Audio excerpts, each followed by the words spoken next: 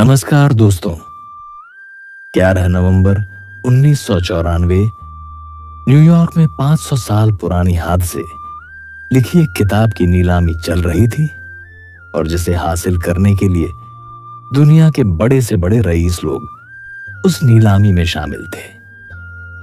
लेकिन उस समय यह कोई नहीं जानता था कि यह किताब दुनिया की सबसे महंगी किताबों में शामिल होने वाली थी, क्योंकि उस किताब की बोली लगाने वालों में एक शख्स ऐसा भी था जो नीलामी के दौरान वहां मौजूद तो नहीं था, लेकिन वह इस किताब को किसी भी कीमत पर हासिल करना चाहता था और वह फोन के माध्यम से अपनी बोली लगा रहा था।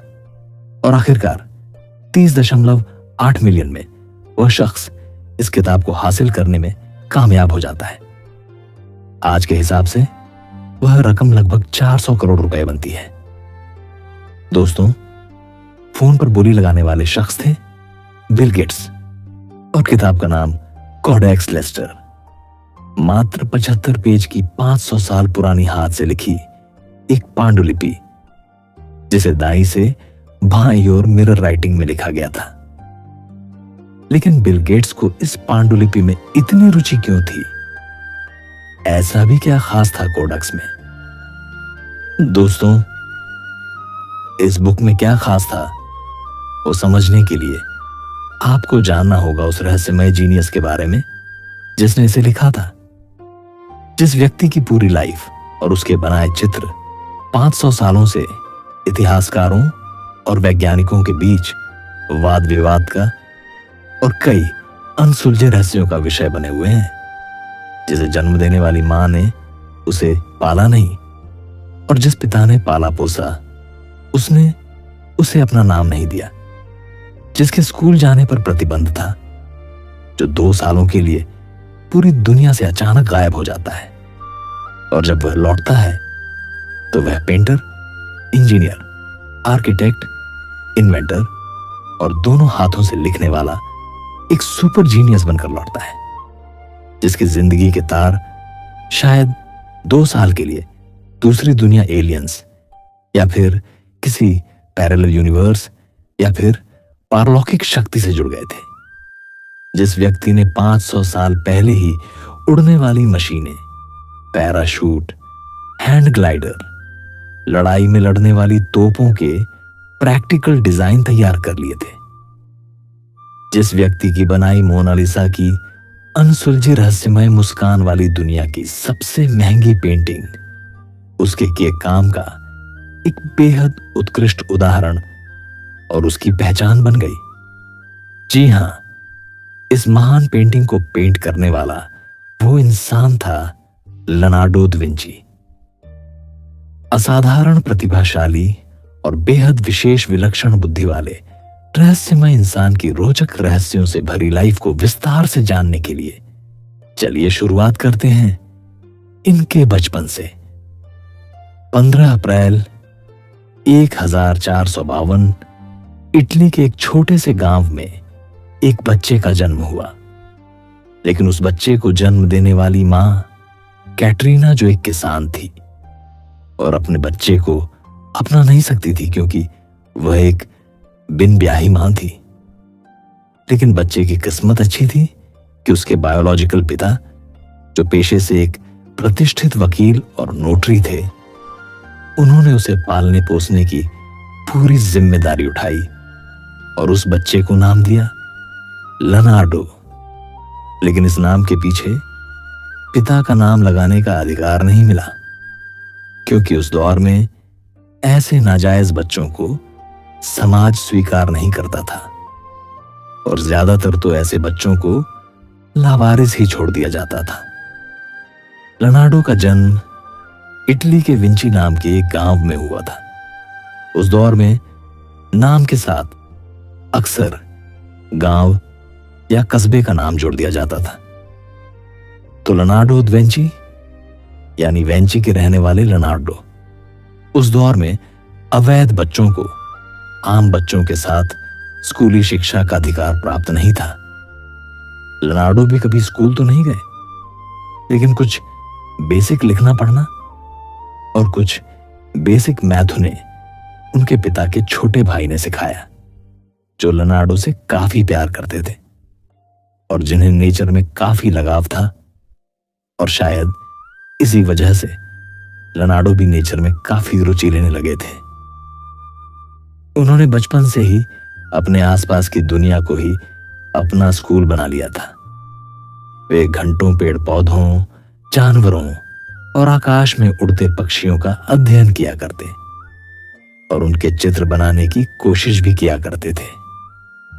1466 लियोनार्डो जब 14 साल के हुए तो कला में उनकी रुचि को देखते हुए उनके पिता ने उन्हें फ्लोरेंस में एक बहुत ही प्रसिद्ध कलाकार एवं मूर्तिकार आंद्रिया डेल वेरक्यो के स्टूडियो में कला की शिक्षा लेने के लिए भेज दिया, जहां लियोनार्डो ने पेंटिंग की बारीकियों के साथ साथ पत्थर और धातु की मूर्तियों को बनाना भी सीखा।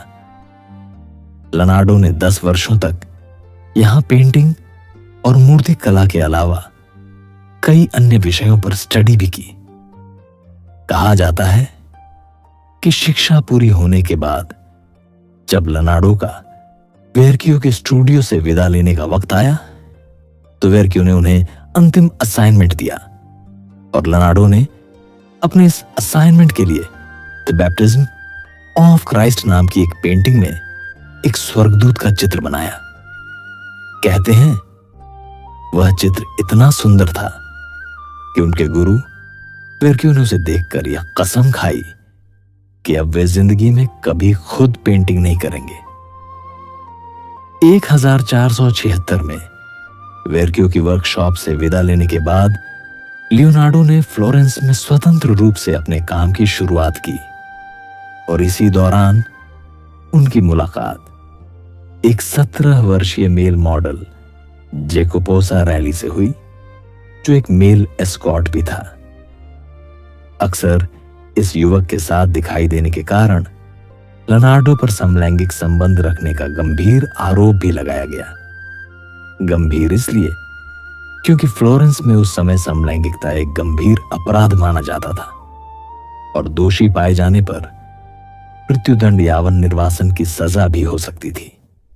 इस आरोप के कारण लियोनार्डो को कई हफ्तों तक हिरासत में रखा गया, लेकिन उनके पिता और उनके खुद के अच्छे राजनीतिक संबंधों के कारण उन्हें इन आरोपों से बरी कर दिया गया। कुछ इतिहासकारों का ऐसा अनुमान है कि लियोनार्डो समलैंगिक हो सकते थे, क्योंकि लियोनार्डो ने ना तो कभी विवाह किया और ना ही किसी महिला के साथ उनके प्रेम संबंध होने की कभी कोई बात सामने आई। उनकी नोटबुक और रेखाचित्रों में भी पुरुष शरीर में गहरी रुचि दिखाई देती है। उसका मानना है कि शायद समाज के डर से लियोनार्डो ने यह सार्वजनिक रूप से कभी स्वीकार नहीं किया। समलैंगिकता के आरोप के कारण लियोनार्डो मानसिक और सामाजिक रूप से काफी प्रभावित हुए और उन्होंने कुछ समय के लिए सार्वजनिक जीवन से दूरी बना ली, या यूं कहें कि 2 वर्षों के लिए वे बड़े ही रहस्यमय तरीके से गायब हो गए। और इन 2 वर्षों में उन्होंने क्या किया, कहां गायब रहे, इसका कोई भी खास जिक्र उनके किसी भी नोट्स में नहीं मिलता। ऐसा लगता है जैसे किसी ने उनकी जिंदगी की किताब से इन 2 वर्षों के दौरान उन्होंने क्या किया वह पन्ने ही गायब कर दिए हों।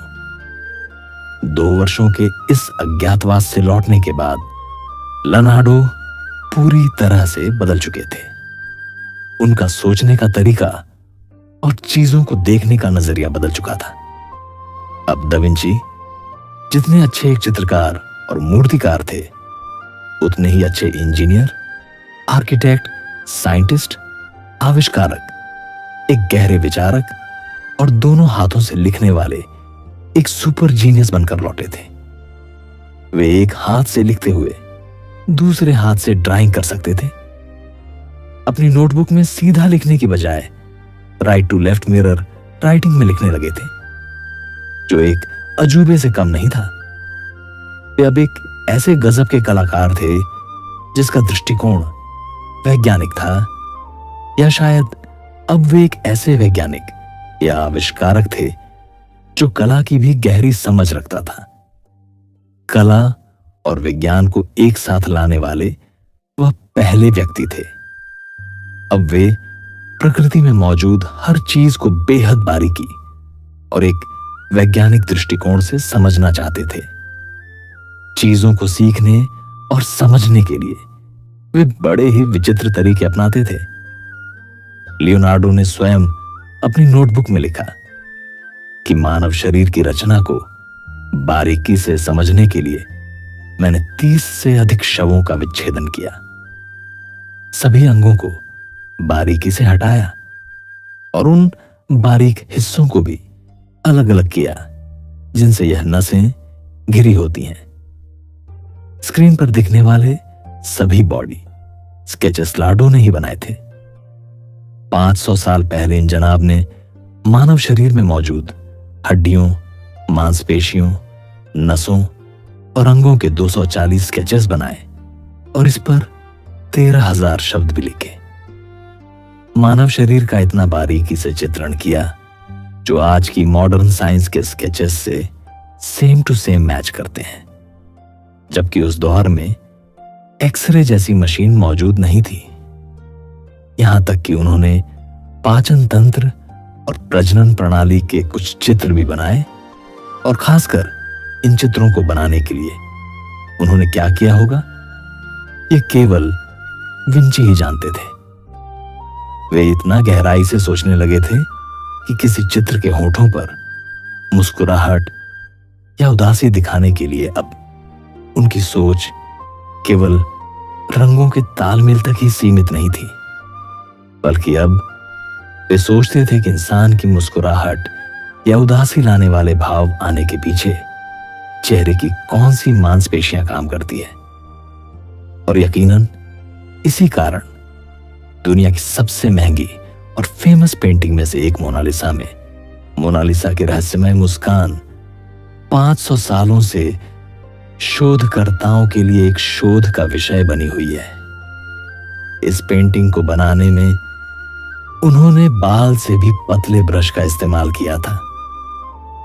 आज से 500 साल पहले ऑप्टिकल इल्यूजन और स्मोक टोन टेक्निक जैसी अनूठी शैली का इस्तेमाल कर दा विंची ने एक ऐसी पेंटिंग बनाई जिसे देखने पर प्रतीत होता है कि मोनालिसा की आंखों में एक गहराई है और वह आंखें पेंटिंग देखने वाले का पीछा कर रही हैं।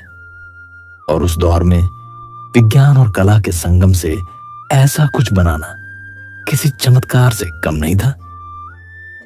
दा विंची को 14 साल का समय लगा इसे बनाने में, और आज 500 सालों के बाद भी आधुनिक विज्ञान में मौजूदा टेक्नोलॉजी से इस तस्वीर के हर एंगल पर अनेकों शोध होने के बावजूद भी इस पेंटिंग के कई अनसुलझे रहस्य आज भी रहस्य ही बने हुए हैं। लियोनार्डो दा विंची की बहुत ही कम पेंटिंग और मूर्तियां आज तक सुरक्षित रह पाई हैं, क्योंकि उन्होंने सीमित संख्या में ही पेंटिंग्स बनाई थी। और उनमें से एक सबसे मशहूर पेंटिंग है द लास्ट सफर। इस पेंटिंग में प्रत्येक शिष्य की भावनात्मक अभिव्यक्ति और शारीरिक हाव भाव को इतना बारीकी से चित्रित किया गया है कि जिसे देख लोग आज भी चकित रह जाते हैं। इनकी कई फेमस पेंटिंग्स में वैज्ञानिकों को हैरान करने वाली एक बेहद इंटरेस्टिंग बात यह है कि अगर इनकी पेंटिंग को सॉफ्टवेयर की मदद से एक के ऊपर एक ओवरलैप किया जाए तो उनमें यह सीक्रेट कोड मिलता है जो शायद किसी एलियन सभ्यता से उनके कनेक्शन की ओर इशारा करता है। अज्ञातवास के बाद लियोनार्डो के बनाए चित्र अब केवल साधारण चित्र नहीं थे। अब उनके स्केचेस में उड़ने वाली मशीनें और जटिल यांत्रिक संरचनाएं एक नए स्तर की कला और विज्ञान का एक अनूठा प्रयोग लगती थी, जो समय के इंसान के लिए किसी परिकल्पना सा था, क्योंकि लार्डो सैकड़ों साल बाद आने वाली टेक्नोलॉजी का चित्रण कर रहे थे और उन्हें अपने स्केचेस पर इतना विश्वास था कि जैसे भविष्य में जाकर वह स्वयं इस टेक्नोलॉजी को अनुभव कर चुके थे या देख चुके थे। वे 16वीं शताब्दी में ऐसे नक्शे बना रहे थे जैसे आज के सैटेलाइट इमेज द्वारा लिए जाते हैं। 500 साल पहले इन जनाब ने इटली का मैप कुछ ऐसे बनाया था जिसे देखकर लगता है कि सिटी के ऊपर से बनाया गया होगा, लेकिन उस दौर में सिटी को ऊपर से देखने के लिए एरोप्लेन, ड्रोन या सैटेलाइट नहीं थे। अब विंची ने इसे कैसे अंजाम दिया, ये राज तो केवल वही जानते थे। दोस्तों, राइट ब्रदर्स ने एरोप्लेन का आविष्कार 1903 में किया था और हमारे शिवकर बापूजी तल पड़े ने 1895 में। लेकिन दा विंची ने हवा में कैसे उड़ा जा सकता है, इसका पूरा मॉडल 500 साल पहले ही बना दिया था और इसके लिए उन्होंने पक्षियों के उड़ने के पूरे प्रोसेस को बड़ी ही बारीकी से स्टडी किया और उनका फ्रेम बाय फ्रेम चित्रण किया। यहां गौर करने वाली बात यह है कि उस जमाने में उनके पास कोई भी स्लो मूव कैमरा नहीं था। लियोनार्डो ने इस फ्लाइंग मशीन के अंदर इंसान के बैठने की जगह भी बनाई थी। दुनिया का पहला हेलीकॉप्टर 1940 में देखा गया था। और लार्डो ने हेलीकॉप्टर कैसे उड़ेगा, हेलीकॉप्टर कैसे काम करता है, इसका पूरा डिजाइन 500 साल पहले ही तैयार कर लिया था। इसके अलावा लार्डो ने फड़फड़ाते पंखों से उड़ने वाली मशीन, पैराशूट और हल्के हैंड ग्लाइडर जैसे कुछ और डिजाइन भी बनाए थे जो एयरोनॉटिक्स तथा भौतिक के सिद्धांतों पर आधारित थे। लेकिन उस वक्त टेक्नोलॉजी ना होने की वजह से वे इनमें से किसी को भी हकीकत का रूप नहीं दे पाए। लेकिन 26 जून सन 2000 एड्रियन निकोलस नाम के एक व्यक्ति ने विंसी के स्केचेस को देखकर एक पैराशूट बनाया और उसके बाद निकोलस ने बिना किसी सेफ्टी के 10,000 की हाइट से जंप लगा दी और वे सकुशल धरती पर उतरने में कामयाब रहे। लियोनार्डो के जीवन काल में इटली जब गृह युद्ध में घिरा था, तब लियोनार्डो ने इटली में अलग अलग सेनाओं और कमांडर्स के लिए काम किया और इस दौरान हथियारों से जुड़े बहुत से ऐसे डिजाइन बनाए जो उनके समय से सैकड़ों साल आगे के हथियार थे। बाहुबली मूवी में भल्लाल देव के इस रथ का डिजाइन भी 500 साल पहले बनाए लियोनार्डो के इस डिजाइन से प्रेरित लगता है, जिसमें आगे और पीछे दोनों तरफ हथियार लगे थे। इस रथ पर आगे और पीछे दोनों तरफ से हमला करना मुश्किल था और इसके पास आने वाला गाजर मूली की तरह कट जाता था। कछुए या यूएफओ जैसी दिखने वाली यह चीज मॉडर्न टैंक का एक प्रोटोटाइप है। इसका बाहरी कवच कछुए के खोल जैसा था और अंदर 4 आदमी बैठ सकते थे जो चारों तरफ लगी हुई तोपों से दुश्मन पर निशाना लगा सकते थे। एक बार में तेरस फायर करने वाली बंदूक बनाई जो उस समय के हिसाब से किसी अजूबे से कम नहीं थी। लार्डो के डिजाइन की गई इस पोशाक ने गोताखोरों को पानी में गहराई तक जाकर लंबे समय तक पानी में रुकने में सक्षम बना दिया था, जो आधुनिक स्कूबा सूट का एक प्रोटोटाइप था। और दोस्तों, इतना ही नहीं, उन्होंने दुनिया का पहला रोबोट भी डिजाइन करने की कोशिश की थी। दोस्तों, इसके अलावा लियोनार्डो ने अपनी मैन्युस्क्रिप्ट्स में सूर्य की रोशनी से ऊर्जा उत्पन्न करने के बारे में भी लिखा, जो आधुनिक सोलर पावर की शुरुआत मानी जाती है। अपनी जिंदगी के अंतिम कुछ वर्ष उन्होंने फ्रांस के राजा फ्रांसिस प्रथम के यहां शाही पेंटर, इंजीनियर एवं आर्किटेक्ट के रूप में बिताया। उन्हें रहने के लिए इतना सुंदर महल मिला हुआ था। लेकिन लाडो के लिखे कुछ अंतिम पन्नों से यह पता चलता है कि वे अपने अंतिम समय में काफी दुखी रहे। लियोनार्डो को हमेशा मलाल रहा कि बहुत सी पेंटिंग को वह पूरा नहीं कर पाए, जिनमें से मोनालिसा भी एक थी। 1519 में 67 साल की उम्र में लियोनार्डो दा विंची की फ्रांस में मृत्यु हो गई। लियोनार्डो का कहना था कि ज्ञान शक्ति है। वे हमेशा सीखने के प्रति एक अतुलनीय प्यास रखते थे। वे मानते थे कि प्रकृति की हर चीज आपस में जुड़ी हुई है और इसे समझने के लिए हमें प्रकृति का गहराई से अध्ययन करना चाहिए। उनका मानना था कि कला और विज्ञान को अलग नहीं किया जा सकता। उनके अनुसार कला विज्ञान का सबसे उच्चतम रूप है, क्योंकि यह हमें दुनिया को देखने और समझने का एक तरीका देती है। दोस्तों, लियोनार्डो दा विंची अपने पीछे कई अनसुलझे रहस्य छोड़ गए। उनकी असाधारण, विशेष, विलक्षण बुद्धि और सोच के स्तर का अज्ञातवास के बाद अचानक इतना बढ़ जाना एक साधारण घटना नहीं थी। क्या लियोनार्डो सच में किसी दूसरी दुनिया या एलियंस के संपर्क में थे, या उन्होंने टाइम ट्रैवल कर सैकड़ों साल बाद आने वाले भविष्य को देख लिया था, या फिर वे सारी इंफॉर्मेशन ब्रह्मांड में मौजूद किसी केंद्र से प्राप्त करते थे, जिसका जिक्र निकोला टेस्ला भी अक्सर करते थे, जिस पर एक बेहद इंटरेस्टिंग वीडियो मैंने जीवीजी पर अपलोड किया था, जिसे आपने बेहद पसंद भी किया। और आप में से जिन्होंने इसे नहीं देखा, जरूर देखिएगा। लिंक आपको नीचे डिस्क्रिप्शन में मिल जाएगा। और दोस्तों, ऐसे कौन से टॉपिक पर आप और वीडियो देखना चाहेंगे, मुझे नीचे कमेंट्स में जरूर बताना। उम्मीद करता हूं आपको यह वीडियो अच्छा लगा होगा। तो खुश रहिए और खुशियां फैलाते रहिए, और हर दिन कुछ नया सीखने के लिए द डार्क मिस्ट्री पर आते रहिए। धन्यवाद।